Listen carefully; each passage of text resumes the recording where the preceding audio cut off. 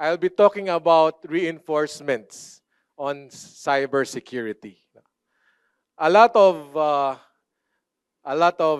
valuable information has been shared already this morning, and I will be sharing with you some insights, resources that might be helpful and will put you also on your toes because these reinforcements are in two facets: compliance, at the same time privacy, risk-based approach. So you might share it with your senior level managers, your compliance officers, and of course DPOs and CISOs. No? So let me begin. So how do we reinforce cybersecurity, or cyber defense? One of the uh, items that I want to talk about is reinforcing cybersecurity through regulatory compliance. So I might be saying some things which are already known, but I just pinpointed some because of time constraints. And I hope it will be taken, no? And then you take it away with you later on or as you go back to your respective entities. The first registration requirements is that the compliance with the Data Privacy Act of 2012 on the registration of the data protection officers, the data processing systems, and the notification regarding automated decision-making profiling. So, the registration processes creates a level of confidence not only to the entity but also to our counterparties. Some counterparties are not registered with the NPC. Some solution providers are not registered with the NPC even if they process personal data. So we don't want to break the business, so we ask them, do you have an equivalent registration if you are a registered, international registered company? And if they have, they can show something equivalent to that with ours in NPC, then it's quite okay. But the law says you need to be registered. Another regulatory compliance is that reportorial of data breaches. So all across the globe, we have the GDPR, we have the data privacy laws of China, California, etc. All of them require breach reporting. And notifying data subjects. Notifying data subjects and notifying the data privacy regulators provides an immediate opportunity for the regulators to assist, no, and control exposures to data compromise. This will also give the affected data subjects an opportunity to avoid unusual behaviors in their personalities or personal accounts or personalities in the digital space. Another reinforcement under regulatory compliance are the compliance checks and compliance sweeps. No raising of hands, but I believe some of you have underwent data privacy compliance sweeps by the National Privacy Commission. And at first, it was scary. But at the end of the sweep and check, it was very helpful. It helped us, it encouraged us, it even convinced our senior management to put funds on data privacy and data security. So the NPC had these rules of procedures on sua sponte investigation, compliance checks, privacy sweep, on-the-spot privacy sweep, and warning letters.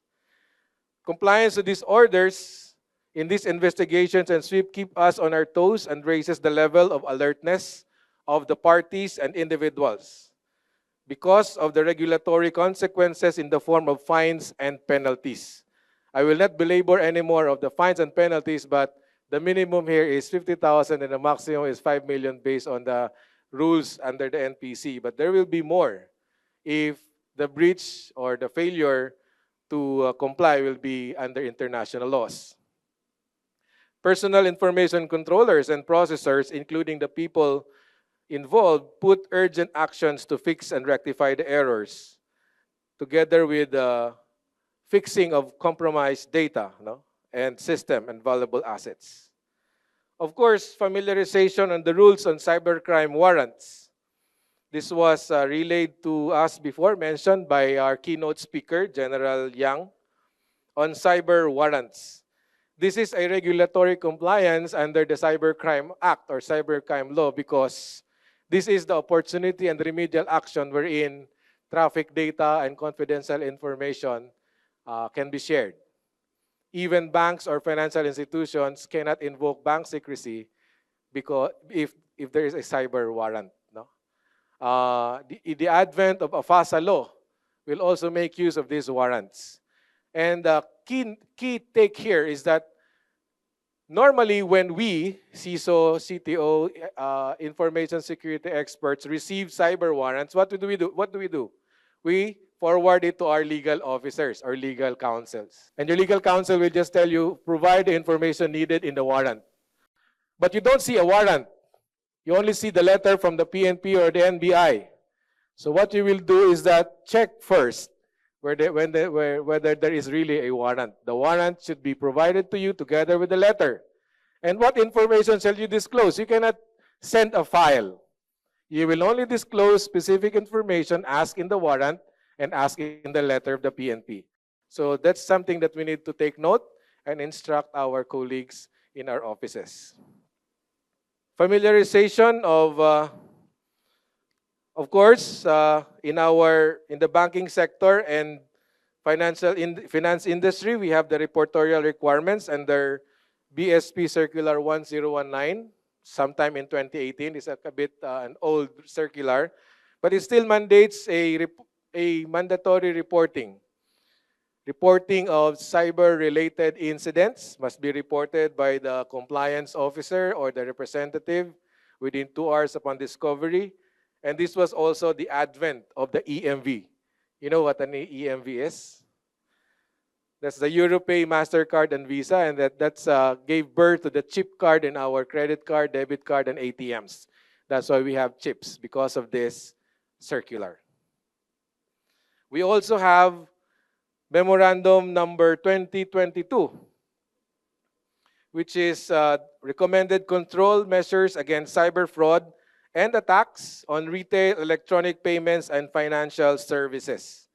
Our friends in the fintech and digital banks are really worried and very compliant on this because these are also something that on their dashboard. Now, this memorandum, the salient features of this are the removal of the clickable links in email and SMS. So if you notice, banks or BSP itself declare that there will be no clickable links in your SMS and emails. The customer notification to the client's registered mobile device if there's a change in mobile phone.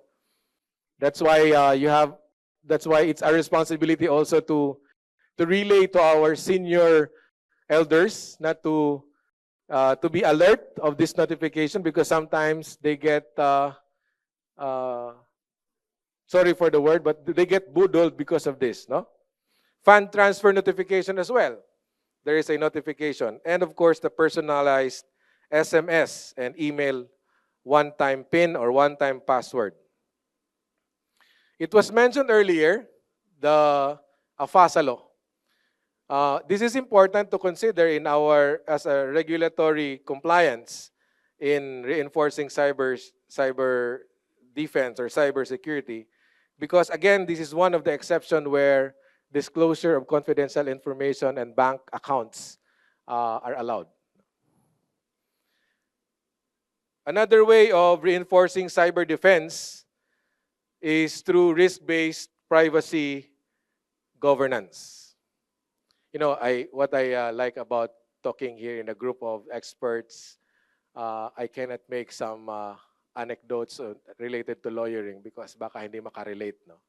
But I'll try my best, my dear colleagues and experts. Now, risk-based privacy governance. When we speak about data privacy governance, we talk about the framework. We talk about methodologies in processing data, the recognition and management of risk and controls, taking into account all the rights of the data subject. And here are some. You are familiar with this. One of the best practices and tools in cybersecurity is adopting the privacy by design approach on all data process undertaking. Now, this started as an approach to systems engineering initially developed by Anne Cavoukian, of former Information and Privacy Commissioner in Ontario, Canada. This was eventually adopted by the GDPR, or the European General Data Protection Regulation. Simply means privacy by design. That means that data protection and data security is already integrated in the technology that we created. It's incorporating privacy or security in the early development of the system or the app, or during the conceptualization, rather than bolting it as a follow-up. Meaning, before you prepare your concept paper and approve by the board of a certain project, a certain launch of a promo, for instance, privacy should already be there. Example, sending text message to the proposed segment respondents. There should be privacy already there. Sending of notification or accessing the website that must reveal the privacy notice, etc. So you can see that data privacy is already intact in that project, in that activity. And privacy by design, there are 7 foundational principles, and then just walk through you on this. The first one is proactive and not reactive, preventive, not remedial. Meaning, we don't wait for a breach to happen because we've already put in the data privacy or data cybersecurity controls. Number 2, privacy as a default setting. It would take the user to lower down his data security or cybersecurity right for that application to proceed. Privacy embedded into the designs. Same thing. It's like from the conceptualization of the project or the application or technology, you already considered data privacy or data security. Full functionality, positive sum, not zero sum. Meaning to say, privacy or data security or cybersecurity complements what are in the system. It complements customer service, it complements good customer journey, information security, and it should not be a trade-off. It shouldn't be a showstopper. End-to-end security, life cycle protection. Meaning to say, from womb to tomb, from cradle to grave, you already have data security or cyber security into consideration. Visibility and transparency, keep it open. It has to be understood by the user, clearly understood, like the principle of transparency in data privacy. And respect for user privacy, keep it user-centric. You don't take away the freedom of your data subject in using your application. I just want to give you an example wherein, have you experienced that there's a certain app in your phone wherein when one of your contacts activate this app, you will be notified. Juan de la Cruz opened this blank app. That is not privacy by default because it automatically sends or disclose or process personal data of your contacts. Another strategy worth considering is adopting the zero trust architecture. It was mentioned a while ago. But zero trust, just to give you some more meat on that, in April 1994, the term zero trust was coined by Stephen Paul Marsh in his doctoral thesis in computer security at the University of Stirling in Scotland. As aptly put by Microsoft Securities, the zero trust principle is a cybersecurity framework that operates on the mantra, never trust, always verify, emphasizing strict identity verification for every user and device attempting to access resources. I remember when I was a kid, my parents tell me that Don't talk to strangers. Don't receive candies from them. So it's like applying the zero trust principle. In the early days, the monarchs also have food tasters. I don't know if our head of states now are observing food tasters. You know what food tasters are? They go ahead in the kitchen and taste the food to be served to the monarchs and the presidents or head of states to make sure that the food is clear. Zero trust. I think we can do that in our company. I think we can do that in the project. I think we can do that in the application that we propose. I think our solutions provider will also have to consider those things. And finally, it is worth considering the bottom-up and top-down cyber risk approach in enhancing cybersecurity. When our management or when the board or when a company creates a risk appetite on cybersecurity, it gets a lot of hypothetical scenarios and then come up a solution, and that will be our risk appetite on cybersecurity. That's top-down. Meaning to say, they assess the financial impact on cyber scenarios based on unique business model of a company. And then it is a product of threat actors vis-a-vis the amount of resources that they can put in. It's like creating a key performance indicator. You don't have a set of real scenarios. Conversely, bottom-up is that this is where our information security or cybersecurity experts come in, because we contribute on the real cases, the real scenarios, to come up with a particular risk appetite for the consideration of management. In conclusion, cybersecurity or cyber defense continues to evolve.